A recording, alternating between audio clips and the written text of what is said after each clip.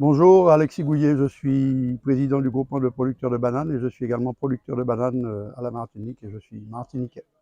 Alexis Gouillet, deux mots sur la visite du ministre pour vous, surtout dans la filière banane. Écoutez, on est ravis d'avoir euh, eu cette visite que nous attendions depuis longtemps, puisque, comme je le disais dans mon sujet tout à l'heure, nous avons beaucoup de ministres qui passent maintenant à la Martinique sans trop faire cas de nous, alors que nous sommes quand même une filière agricole, qu'on le veuille ou non, qui est structurée, qui est solide, qui est solide et en même temps fragile, solide dans sa structure, mais fragile de par les enjeux économiques et sociétaux et surtout sanitaires. Mais par contre, oui, on est ravis parce que pour une fois, on a un ministre qui a souhaité nous rencontrer.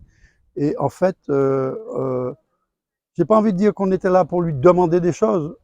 On lui a surtout demandé des explications sur certaines choses et on lui a surtout expliqué que nous sommes des producteurs de bananes, mais pas que, nous sommes aussi des producteurs dans la diversification et que cette diversification, elle n'est possible que si on a un pilier sur lequel on peut s'appuyer et ce pilier-là, ça reste quand même la banane. Et ensuite, on a pu lui expliquer nos métiers, comment nous travaillons, vers ce vers quoi nous voulons aller, et surtout nos ambitions, parce qu'il faut avoir des ambitions pour notre pays. Nous sommes des patriotes, nous voulons que notre pays avance, et qu'il avance dans le bon sens. Voilà. Alors tout à l'heure, j'ai cru entendre, semble-t-il, pas de travail, pas de récolte. Il faut travailler pour récolter. Mais bien sûr, mais bien sûr, il faut travailler pour récolter, c'est évident. Si on ne fait rien et qu'on attend que ça tombe du ciel, ben ça va pas tomber du ciel. Ça va peut-être tomber du ciel pendant quelques temps, mais pas éternellement. Il faut travailler. Et nous, ce que nous mettons en place aujourd'hui dans notre filière, c'est des méthodes pour pouvoir faciliter le travail.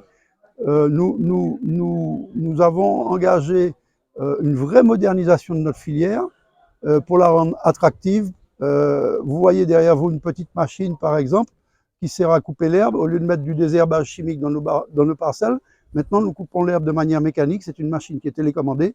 Vous pensez bien, l'opérateur qui est un salarié agricole de l'entreprise, il n'a plus qu'à jouer à la PlayStation pour pouvoir couper de l'herbe. Voilà, c'est ce genre de choses que nous sommes en train de mettre en place pour que justement nos métiers restent attractifs et intéressants. D'accord, dernière question, un bilan sous l'année écoulée 2022 et les projets de 2023. Alors, bilan écoulé, on va dire qu'on a eu une année 2022 qui était un peu compliquée parce que nous sortions de 2 années consécutives de forte sécheresse. On a quand même réussi, alors, au sortir de ces sécheresses et au sortir de plusieurs événements climatiques. En 2020, nous avons sorti 130 000 tonnes. En 2021, nous avons fait 140 000 tonnes. En 2022, nous avons fait 151 000 tonnes. Nous espérons cette année-ci pouvoir sortir 165 000 tonnes de bananes pour la Martinique. Mais c'est clair que quand nous aurons cette nouvelle variété de bananes qui résiste à la cercosporiose noire, nous allons retourner vers nos valeurs initiales de 2002-2003 qui étaient de pratiquement 300 000 tonnes de bananes.